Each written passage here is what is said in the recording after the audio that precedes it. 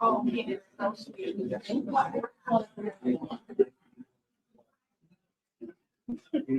Yeah.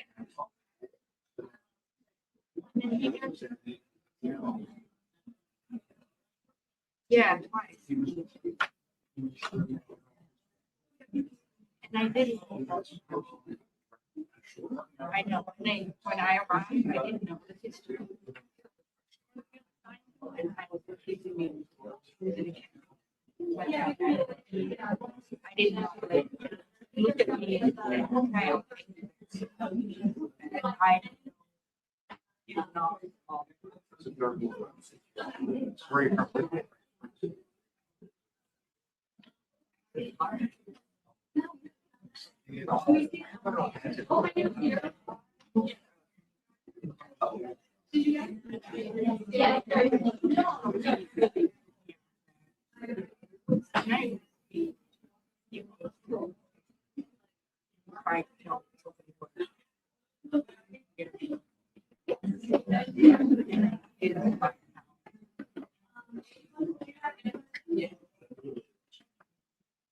Yeah. All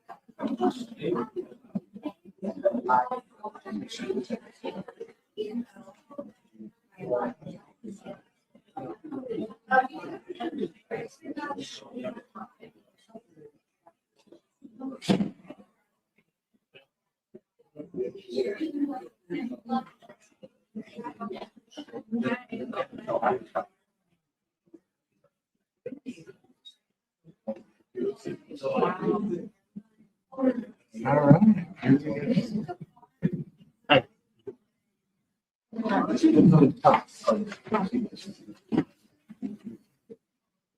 I feel like I've seen you before, Brian.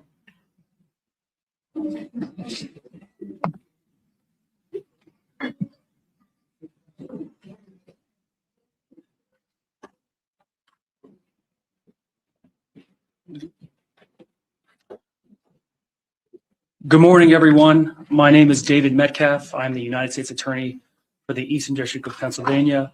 I'm pleased this morning to be joined by FBI Deputy Director Andrew Bailey and FBI Special Agent in Charge Wayne Jacobs. I'm also joined by AUSA's Lou Lappin and Jerome Iatico from the U.S. Attorney's Office. Competition is a basic element of human meaning and human purpose. Many of us, we love sports, we watch sports, we play sports because it fulfills a basic need for the competitive spirit and the need to belong to something greater than ourselves. In a messy world, we often turn to the purity of sports to cheer for something that represent us and our values and where we come from. When criminals pollute the purity of sports by manipulating competition, it doesn't just imperil the integrity of sports betting markets, it imperils the integrity of sport itself and everything that sports represent to us, hard work, determination, and fairness. And when that happens, the Department of Justice will step in to protect what is a sacred institution of American life. And that's what we're doing here today. We are stepping in. Our office is announcing criminal charges against 26 defendants that we allege perpetrated a transnational criminal scheme to fix NCAA Division I men's basketball games, as well as Professional Chinese Basketball Association games. In the indictment and related filings that we unsealed today, we allege an extensive international criminal conspiracy of NCAA players, alumni, and professional bettors who fixed games across the country and poisoned the American spirit of competition for monetary gain. I encourage everyone to read the indictment, which was unsealed this morning. It alleges violations of sports bribery and fraud laws, but in its essence, this is a prosecution of the criminal corruption of collegiate athletics. And as we allege in the indictment, this was a scheme that spanned 3 years and eventually enveloped 17 NCAA Division I men's programs, dozens of college athletes, and fixed games. I'll speak for a moment about the indictment and encourage everyone to read it. It will spell out in detail the scheme. I will give an overview of it with 2 qualifications. The first is, at this stage, these are just allegations. Every defendant is presumed innocent until proven guilty beyond a reasonable doubt in a court of law. And second, again, I am just giving a sketch, an overview of the conspiracy. This conspiracy, we allege, originated on the other side of the world in China in 2022 with Antonio Blakeney, a former LSU All-American college basketball player and former NBA Chicago Bull player, who, with his co-defendants, Marvis Fairley and Shane Hennon, first colluded to fix Professional Chinese Basketball Association games. I presume some of you are familiar with the world of sports betting, but I'll give you just a brief sense of the concept here. You can bet on sports to win or lose, but you can also bet on games in terms of whether a team will win or lose by a certain amount, and that's called a point spread. The scheme here was the defendants would identify a game in which a corrupted player had a team that was favored to lose, and then they would bribe said player to deliberately underperform so that his team would lose by more than they were favored to. They would bet for them to not cover the point spread. They started this scheme, again, with the Chinese Basketball Association where Mr. Blakeney was playing. And Mr. Fairley, Mr. Hennon, Mr. Blakeney eventually made a lot of money. Mr. Blakeney was a standout star in the Chinese Basketball Association. He was averaging 32 points a game at the moment that this conspiracy started. In the first game, he scored 11 points. And they didn't cover the spread.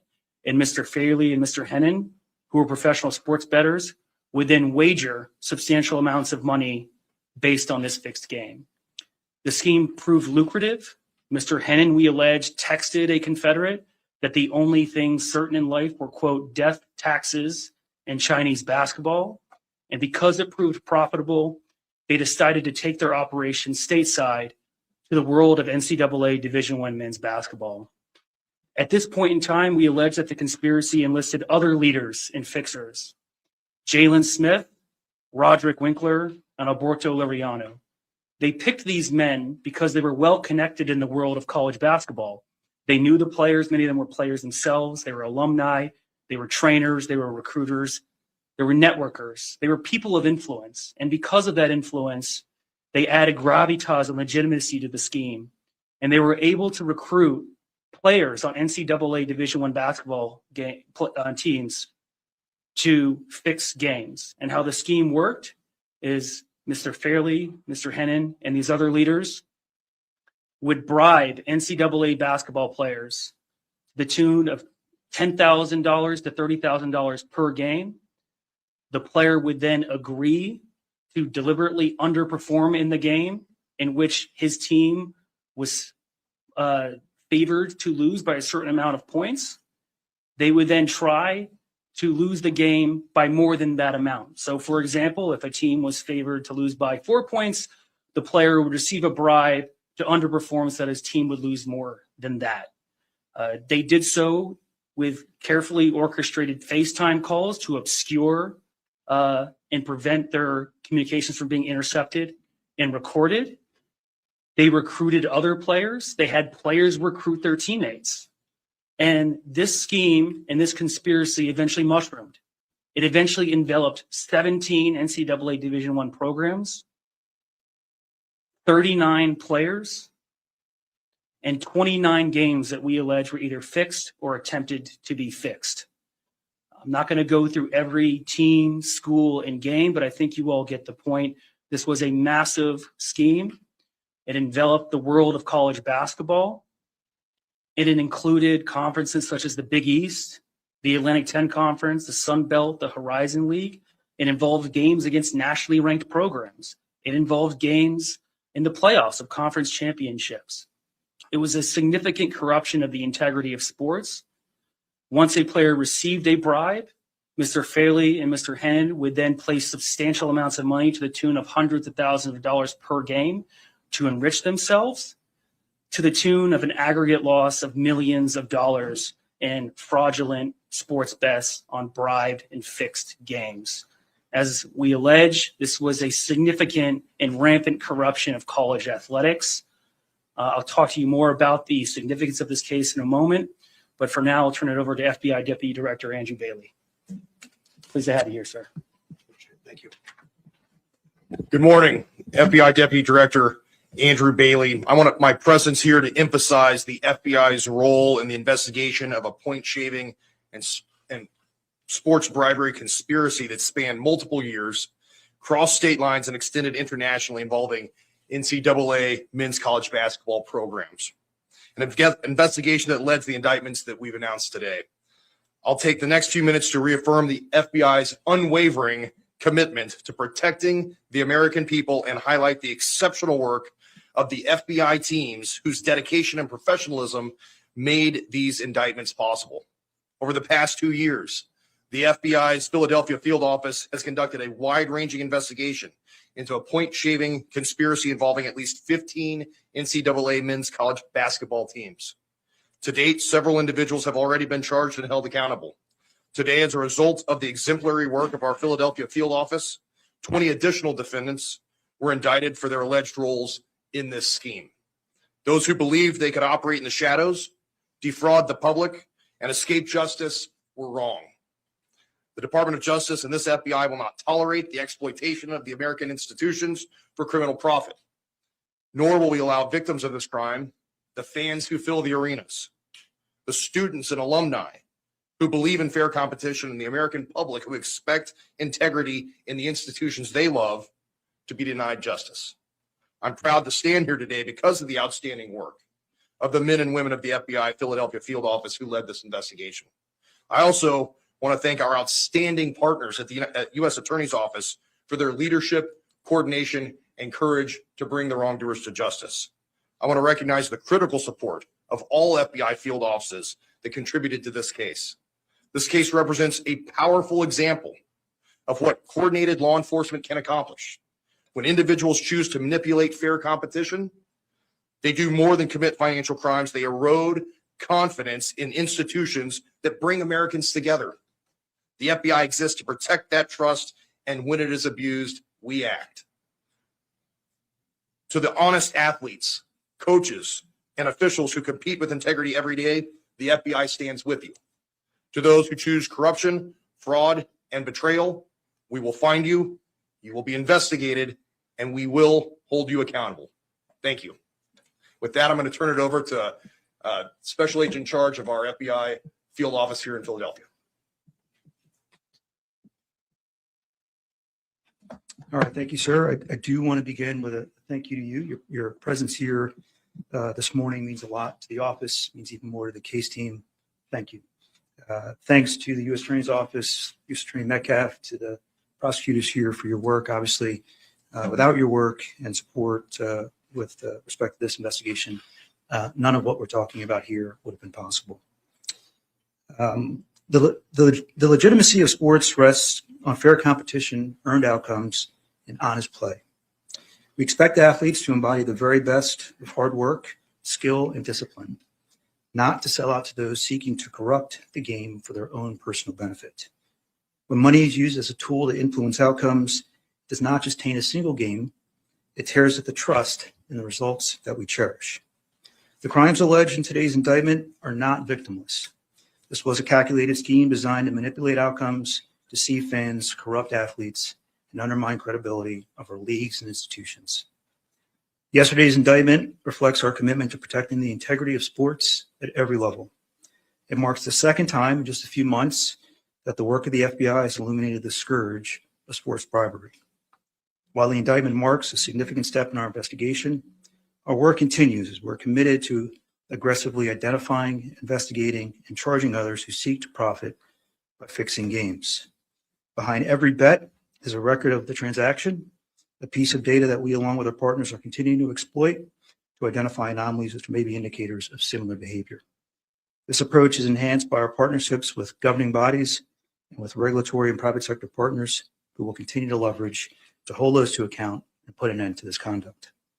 Today's arrests and indictments would not have been possible without the tireless efforts of the employees of the FBI, the agents, the analysts, the professional staff, whose expertise, persistence, and commitment to justice over the past 2 years were the driving force behind this investigation. We're also grateful for the close coordination of the United States Attorney's Office, the support of our fellow FBI field offices, each of whom played a critical role in bringing this case together. This is a team sport. Defending against corruption relies on the awareness and action of all participants, both on the sidelines and on the court. Let each of us standing here today, side by side, serve as a clear warning to professional and collegiate athletes and to anyone who seeks to manipulate them that there is nowhere to hide. The short-term gain will never be worth the long-term loss. The consequences are real: federal criminal charges, permanent damage to careers, and lasting harm to reputations. These are the shots that no athletes should take. Thank you.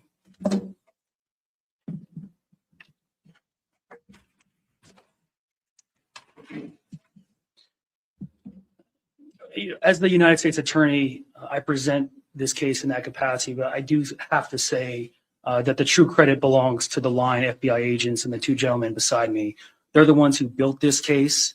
It took a great degree of effort, grit, determination, the type of values that you would see in sports. I'm glad you said this is a team sport, because it is.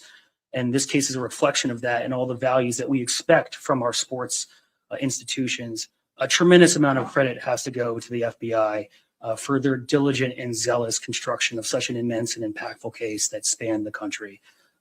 It's the type of cases that we want to do, and it's really a great reflection of the merit, the excellence of the agents who built it. As I said, this is the corruption of college sports. There is a substantial interest, public interest, in the integrity of sports. A great value of American society is a free, fair, and level playing field. That's why we have antitrust laws to protect competition and commerce. We have insider trading laws to protect the integrity and a level playing field in securities markets. And that's why we have the Sports Bribery Act to protect the integrity of collegiate sports. Sports in many ways are a microcosm, a metaphor for American society and our values. It means something a great deal to us. And when criminals rig the outcome of games for the purpose to lose, rather than to win, we all lose. And that's why we're here today. This is a significant case. I'll take some questions in a moment. Before I do, I want to say the investigation is ongoing. As you can imagine, this is an extensive, significant, ongoing case. We will continue to investigate. I encourage everyone out there who has information about sports wagering in the NCAA or any professional sports, who have information about this case or similar schemes, to come forward and give Special Agent in charge Wayne Jacobs a call and the U.S. Attorney's Office a call so we can continue this fight. With that, I'm happy to take a few questions about this case. Yes, ma'am. Are these men in custody?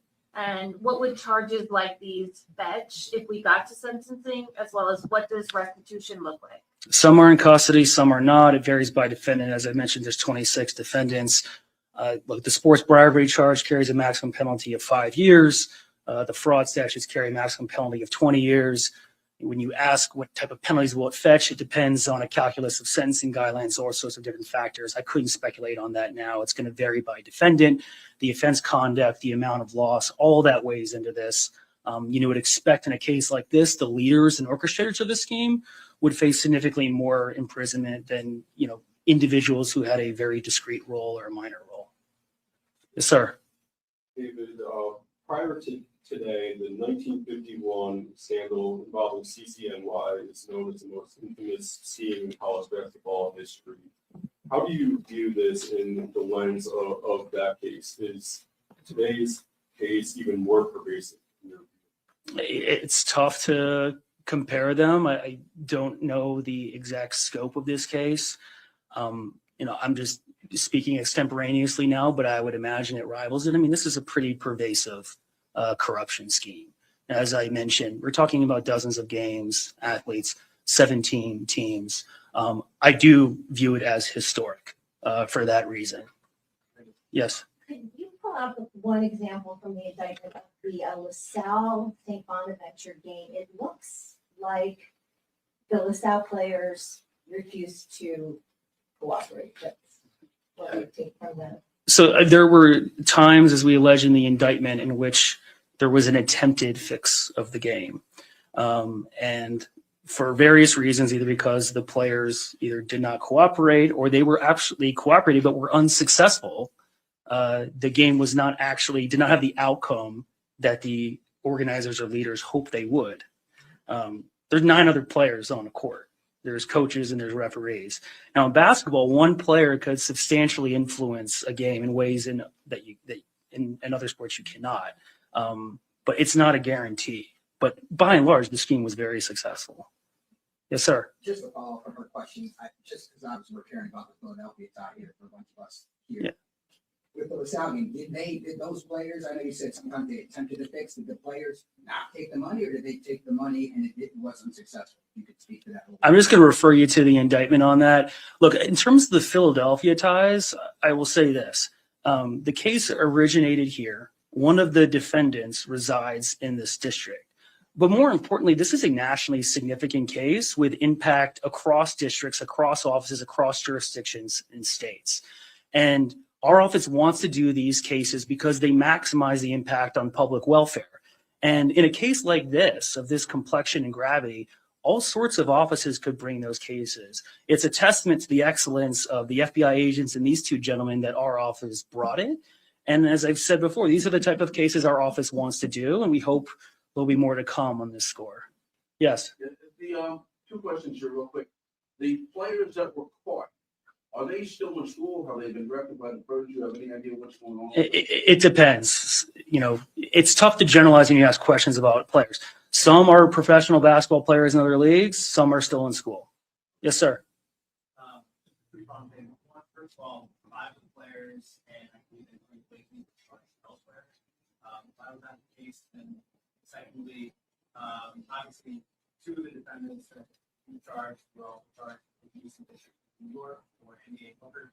And really, cases, did you 2 offices work together? Did you see a relationship between your investigation and theirs? Let me address the first question first. You said they're charged elsewhere. Do you mean in a separate charging instrument? Yes. So as I point out, there are indictments and related filings in this case. The indictment unsealed today is not the only charging document. To address your second question about the ED&Y case, there is a relationship between the 2 cases. Yes, we have been in coordination with the U.S. Attorney's Office and the Eastern District of New York. I'm glad you asked this question, because I do think it's helpful to distinguish this case from that one.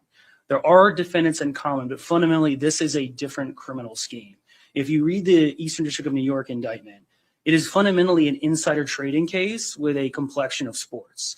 The individuals in that case were making wagers on insider information, for example, injuries, to make money based on insider information, right?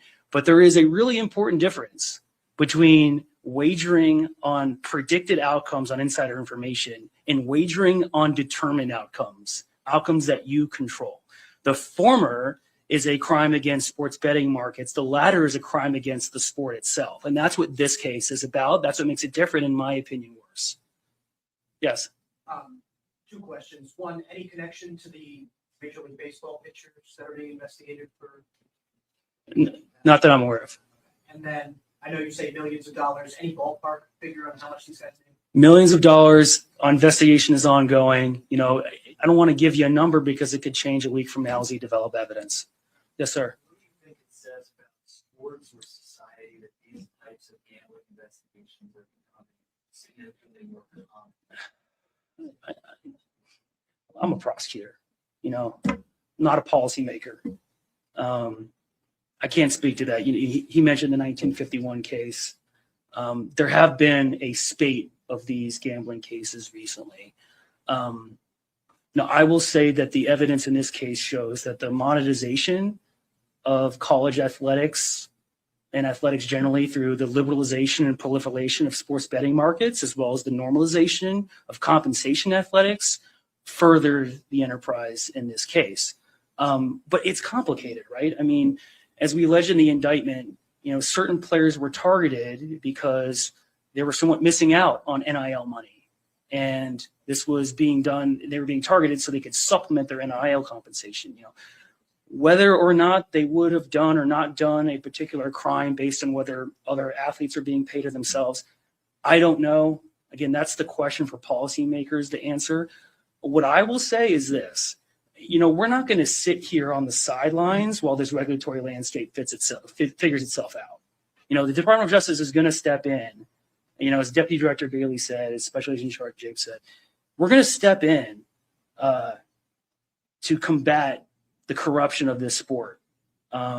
Regulators and policymakers, I'm sure, will have to adapt to this, and everyone's figuring this out. I'm a sports fan. We're all figuring out this landscape. But we're going to act to make sure that this doesn't happen. Yes. Last question I had was, the people that actually legitimately bet and legitimately lost, there's no recourse for that. They've lost their money. I have no idea. I mean, that's not our decision to make. If you're talking about whether the sports books will refund their money, that's a question for them. I will say that the victims in this case span every sector of American life. Deputy Director Bailey just mentioned the fans, right? You also have the honest athletes, the teammates of these players who are working their tail off. I'll speak personally for a moment. I'm a college athlete. Jerome's a college basketball player. We all wake up every day to hard work with a team. You mentioned the team sport as a collective. Sports taught me everything that I know. Every good quality I have is from sports. Hard work, adversity, learning how to lose. This totally flies in the face of all of that.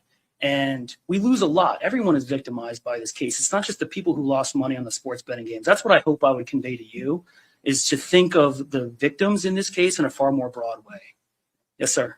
You elaborated all more on how these guys were so seemingly able to access so many players so easily. Yeah, I think, again, that is a critical part of the scheme. I'm glad you asked that question.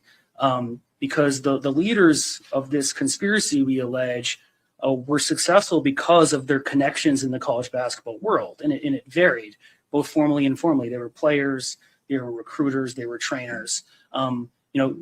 Defendant by defendant, again, I would just refer you to the indictment. One more question, yes.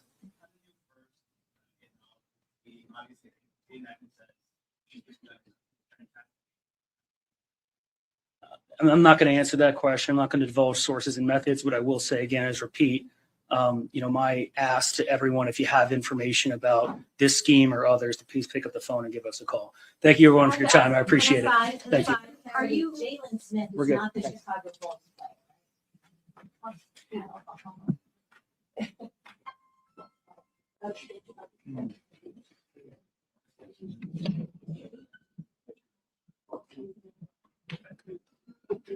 We'll find you up.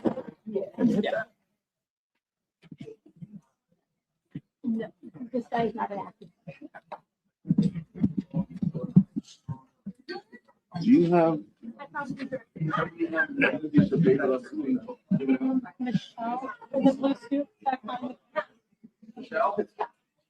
But it's not, I think that's.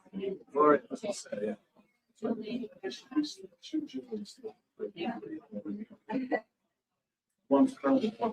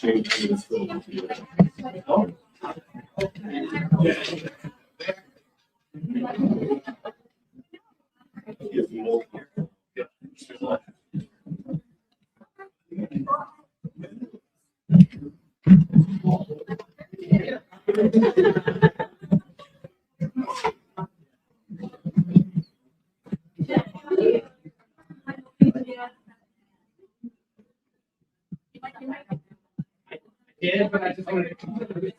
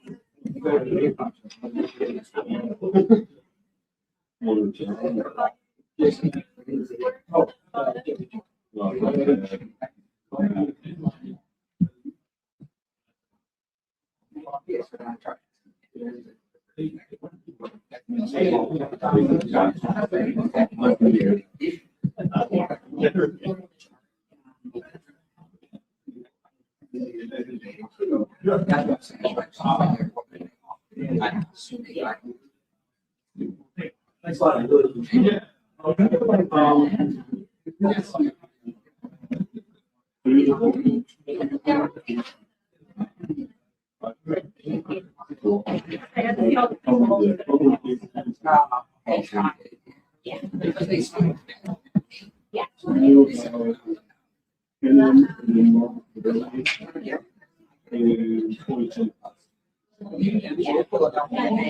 That is the, now.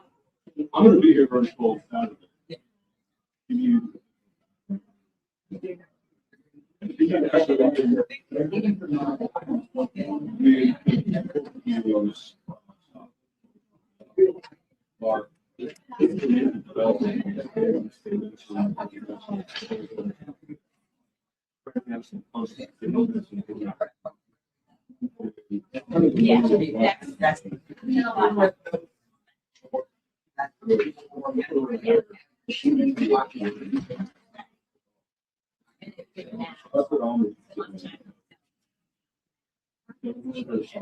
Playoff game. Yeah. Number 6. I think it's happened in 2022. It's on YouTube. There's the thing. That's right. LaSalle take on it. Oh, yeah. But they didn't, but that's right. They didn't take the money. I'm wondering if that could.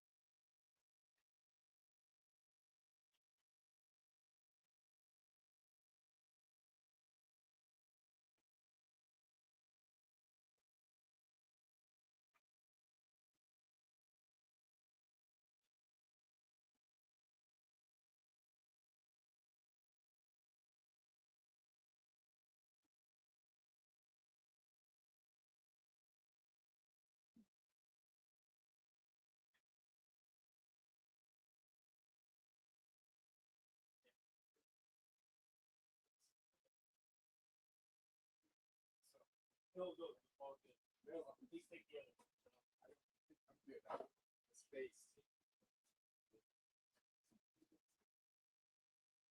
I don't know. Go to get go there. You see the sketches?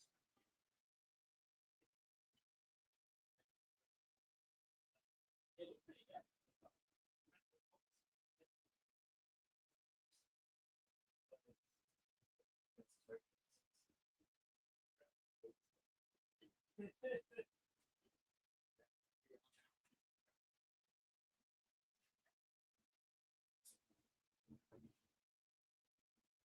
Never been to now.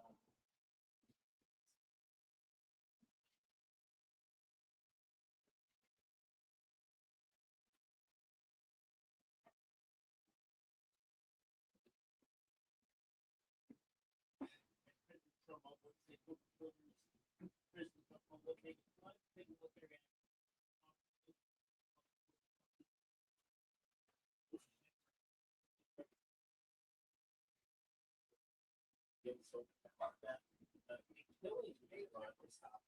that